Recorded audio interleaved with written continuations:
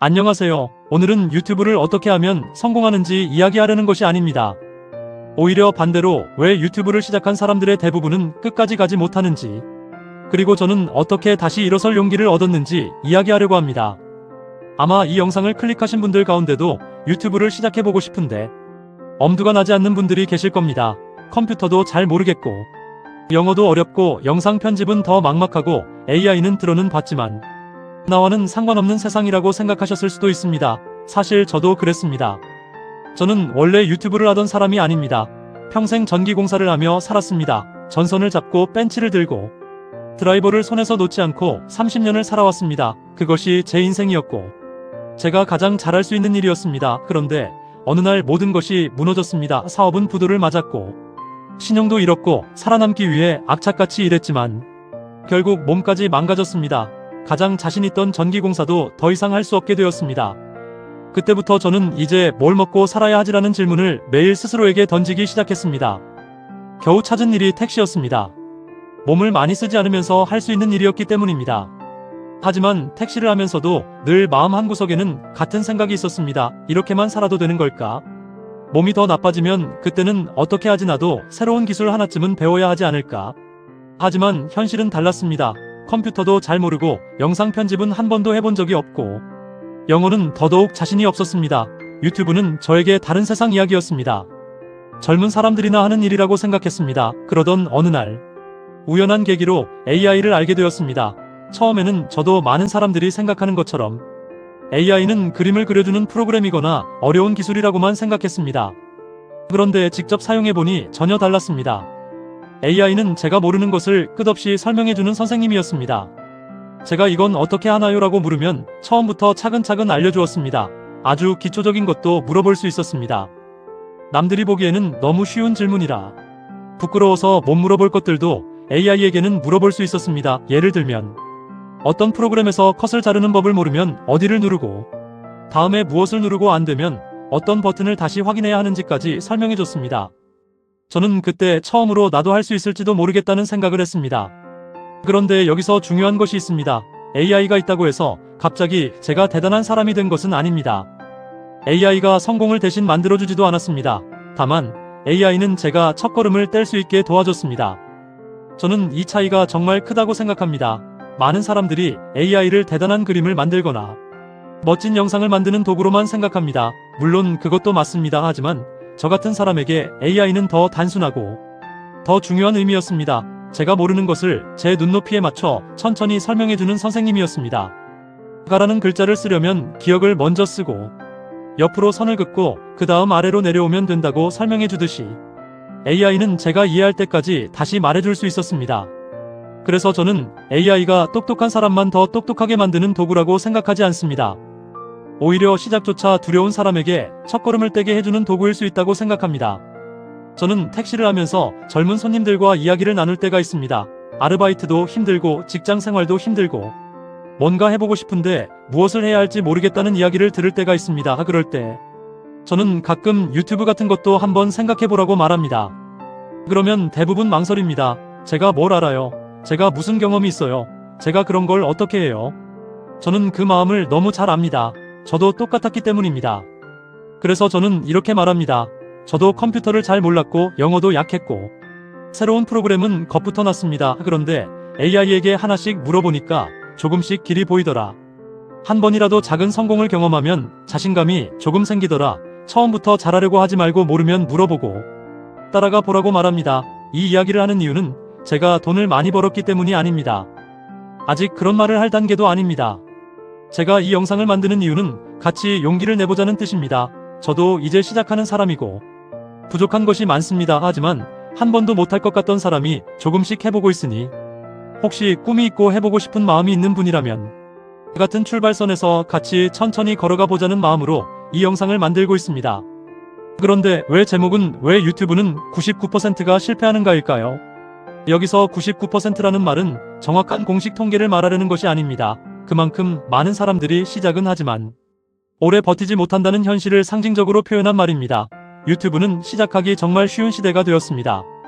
휴대폰 하나면 촬영할 수 있고 무료 편집 앱도 많고 AI로 대본을 만들 수도 있고 썸네일 아이디어도 얻을 수 있고 번역까지 도움을 받을 수 있습니다.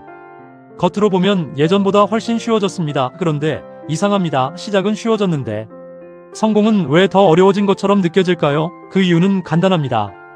나만 쉬워진 것이 아니기 때문입니다.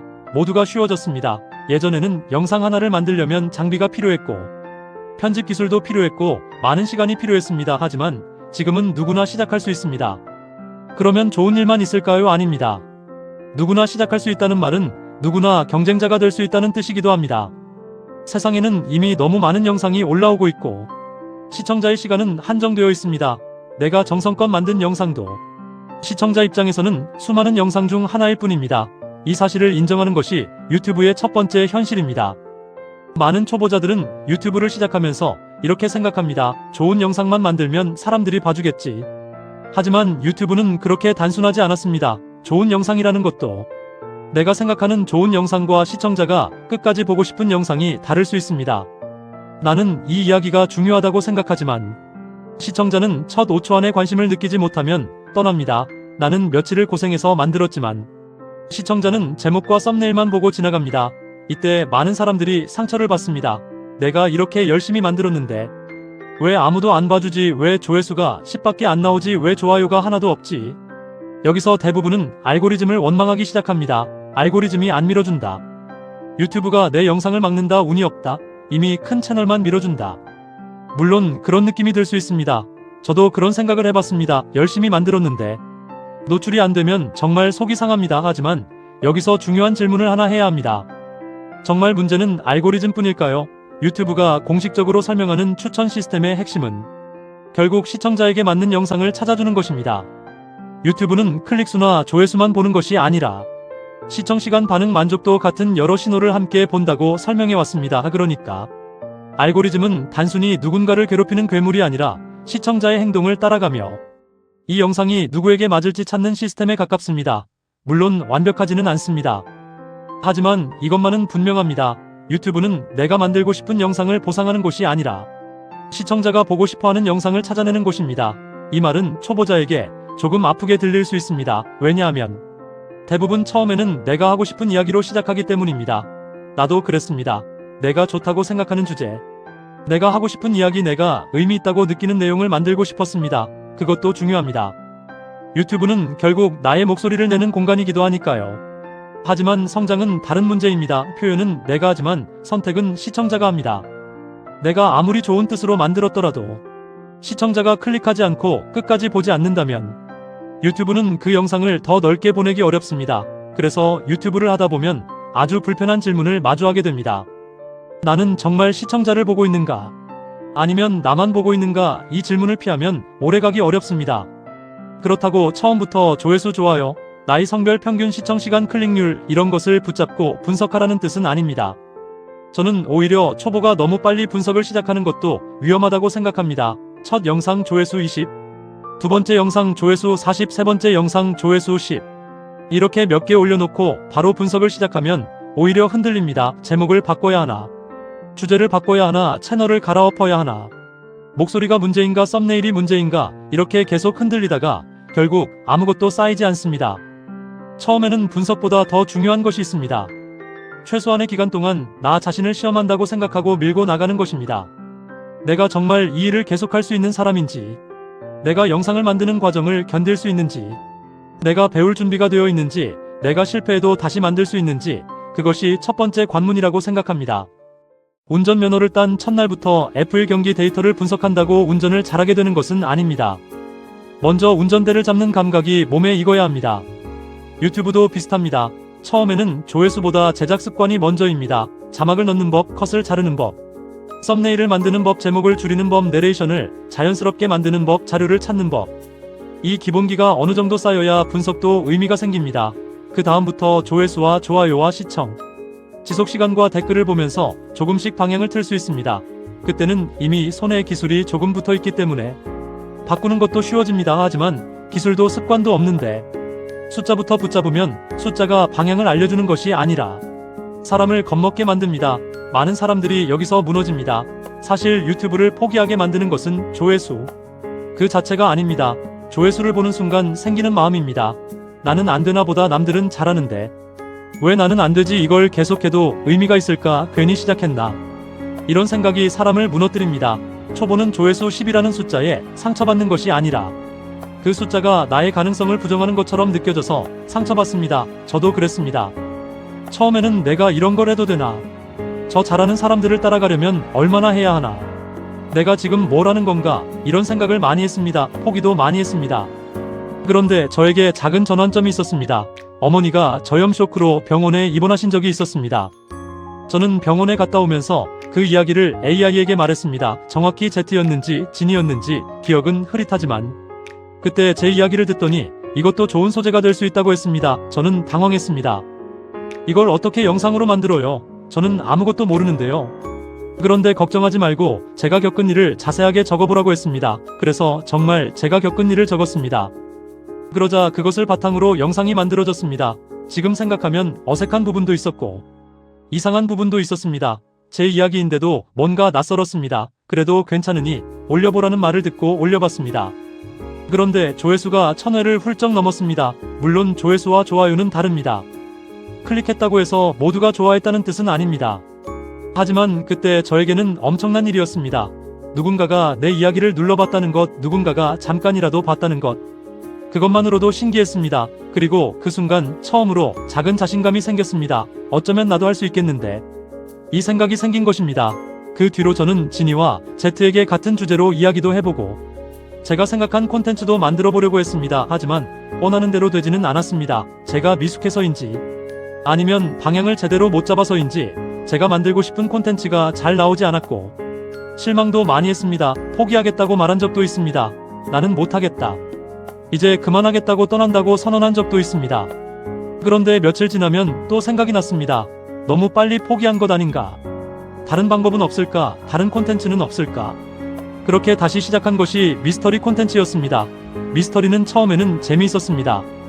실화 기반 사건을 찾고 사진을 찾고 사람들이 궁금해할 만한 의문점을 정리하는 과정이 흥미로웠습니다. 영어 콘텐츠로도 확장해 보려고 했습니다. 그런데 또 벽이 왔습니다. 소재의 고갈이었습니다. 처음에는 유명하고 강한 사건들이 많았습니다. 그런데 그런 것들을 하다 보니 점점 소재가 약해졌습니다. 누가 봐도 궁금할 만한 사건은 한정되어 있었고 시간이 갈수록 관심도가 낮은 이야기를 붙잡게 되었습니다. 이때 또 고민했습니다. 나는 뭘 해야 하지? 왜 어떤 콘텐츠는 조회수와 구독자가 그렇게 잘 나올까? 왜 연예인 드라마 영화 노래 같은 주제에는 사람들이 몰릴까? 처음에는 그런 쪽으로 가는 것이 자존심이 상했습니다. 내가 그런 걸 해야 하나 싶었습니다. 그런데 생각을 바꿨습니다.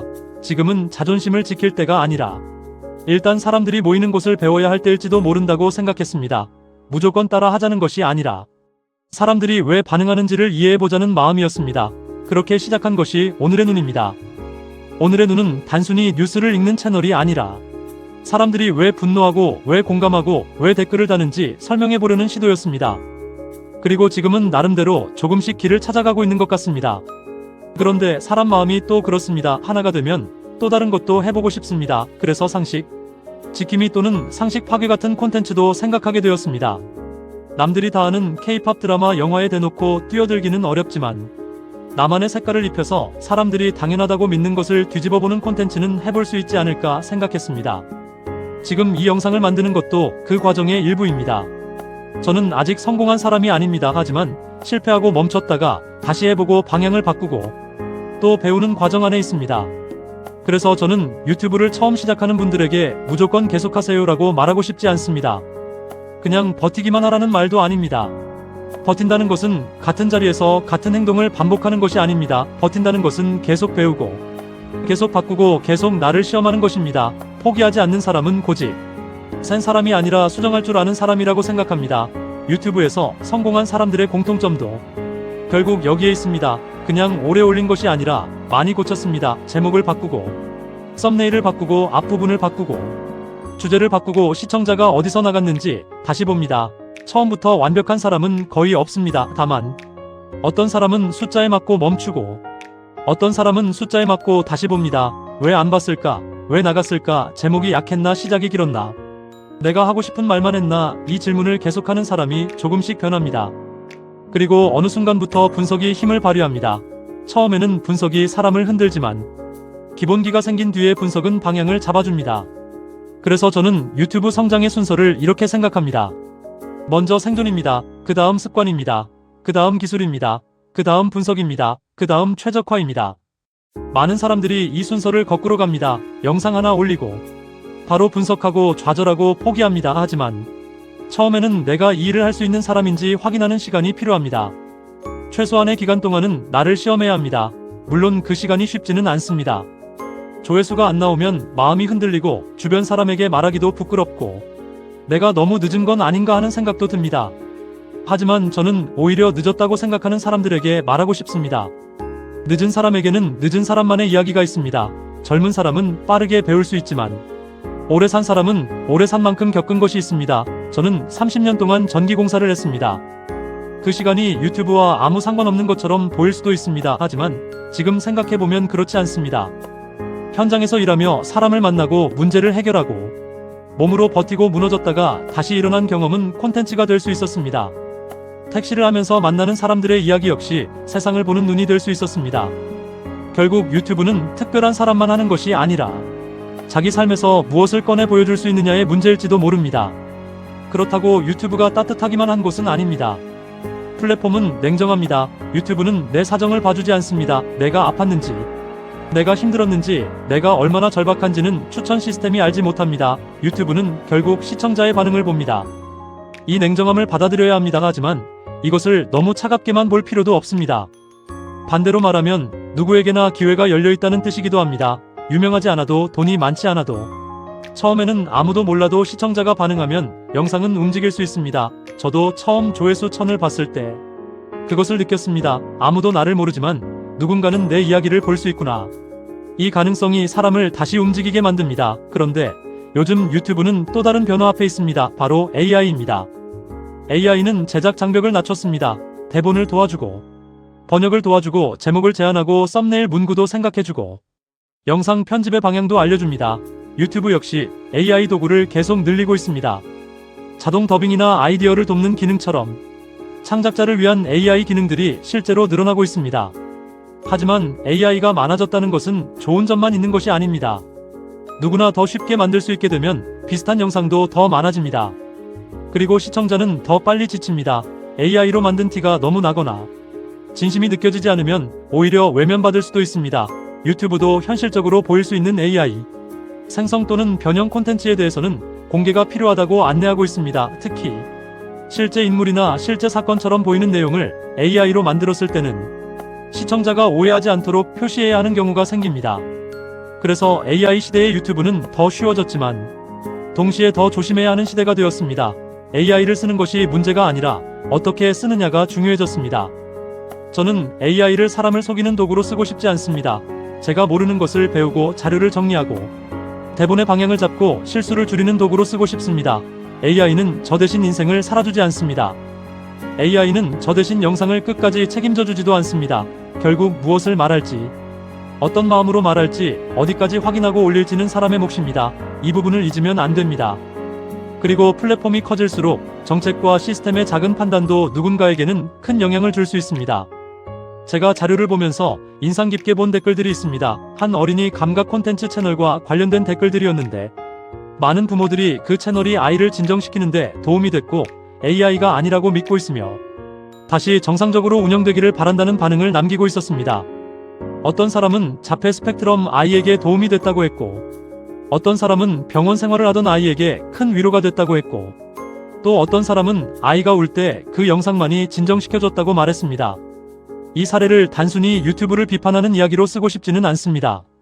우리가 모든 사실을 다 아는 것은 아니기 때문입니다. 하지만 이 댓글들이 보여주는 것은 분명합니다.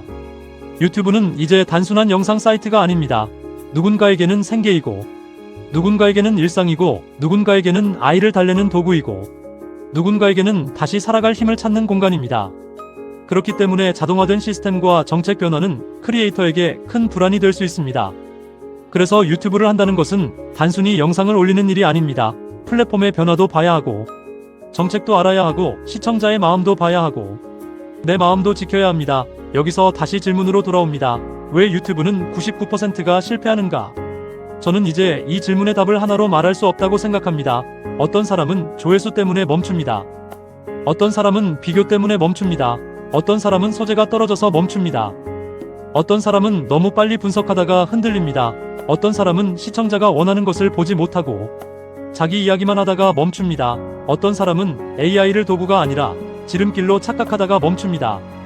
그리고 어떤 사람은 그냥 너무 외로워서 멈춥니다. 유튜브는 혼자 하는 시간이 많습니다. 혼자 주제를 찾고 혼자 만들고 혼자 올리고 혼자 숫자를 봅니다. 잘 될 때는 세상이 나를 알아봐주는 것 같지만 안 될 때는 아무도 나를 보지 않는 것 같습니다. 이 외로움을 견디는 것도 유튜브의 중요한 관문입니다. 그래서 저는 유튜브가 재능 있는 사람만 살아남는 곳이라고 생각하지 않습니다. 물론 재능은 도움이 됩니다. 말 잘하는 사람, 편집 잘하는 사람, 감각 있는 사람은 유리합니다. 하지만 그것만으로는 부족합니다. 유튜브는 계속 배우는 사람에게 조금씩 길을 열어주는 곳에 가깝습니다. 성공한 유튜버들도 계속 공부합니다. 이미 구독자가 많은 사람들도 알고리즘을 이야기하고 조회수가 안 나오는 이유를 이야기하고 유튜브 변화에 대해 영상을 만듭니다. 왜 그럴까요? 이미 성공했는데 왜 또 유튜브 이야기를 할까요? 물론 강의나 수익 때문일 수도 있습니다. 하지만 그것만은 아닙니다. 유튜브라는 경기장은 계속 바뀌기 때문입니다. 어제 통하던 방식이 오늘은 약해질 수 있고 쇼츠와 롱폼의 흐름이 달라질 수 있고 AI가 들어오면서 제작 방식도 바뀔 수 있습니다. 그러니 성공한 사람도 계속 공부합니다. 성공한 사람도 아직 배우는데 이제 막 시작한 사람이 감으로만 버티기는 어렵습니다. 그래서 우리는 겁먹지 말고 배워야 합니다. 모르면 물어보고 안 되면 다시 해보고 자료를 찾아보고 댓글을 읽고 내 영상도 다시 봐야 합니다. 하지만 동시에 처음부터 너무 완벽하려고 하면 안 됩니다. 완벽하려고 하면 시작을 못합니다. 저도 그랬습니다. 이것도 부족하고 저것도 모르고 이 정도로 올려도 되나 싶었습니다. 그런데 어떤 영상은 어색해도 올려봐야 알 수 있습니다. 올려보기 전에는 아무것도 배울 수 없습니다. 머릿속에서만 완벽한 영상을 만들다 보면 실제 채널에는 아무것도 쌓이지 않습니다.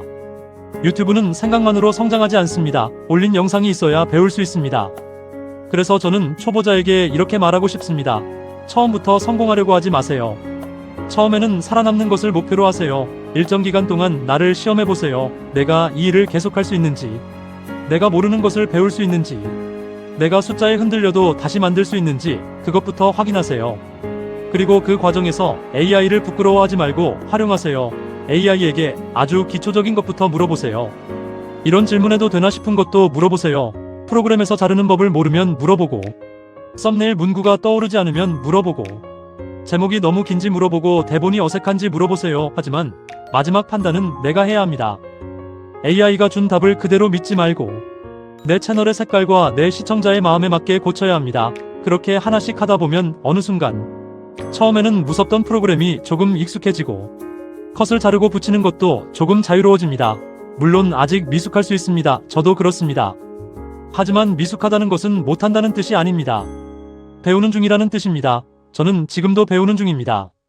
그리고 이 영상을 보시는 분들도 배울 수 있다고 믿습니다. 혹시 이 영상을 보면서 그래서 돈은 벌었나요? 라고 생각하시는 분도 계실 겁니다. 솔직히 말씀드리면 저는 아직도 배우고 있는 사람입니다.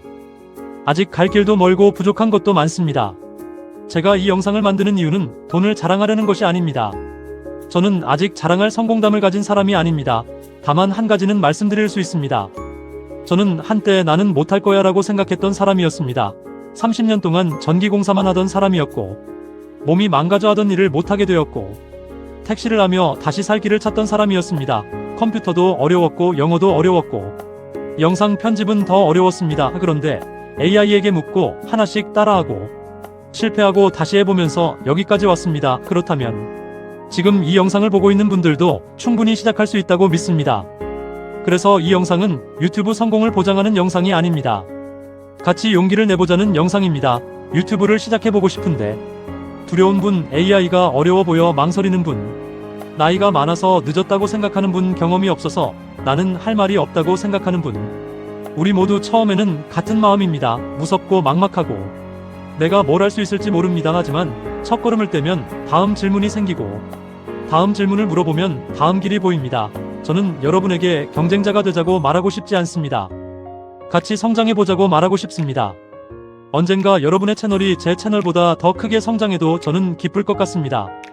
그만큼 새로운 도전을 시작한 사람이 한 명 더 늘었다는 뜻이니까요. 유튜브는 영상을 가장 잘 만드는 사람이 이기는 곳이 아닐지도 모릅니다. 끝까지 배우고, 끝까지 고치고, 끝까지 시청자를 바라보는 사람이 살아남는 곳일지도 모릅니다. 많은 사람들은 알고리즘에게 졌다고 생각하지만 어쩌면 대부분은 알고리즘이 판단을 끝내기도 전에 먼저 멈춘 것일 수 있습니다. 그러니 너무 빨리 자신을 포기하지 않았으면 좋겠습니다. 저도 계속 배우겠습니다. 여러분도 자신을 믿고 천천히 걸어오셨으면 좋겠습니다. 우리 같이 천천히 가봅시다.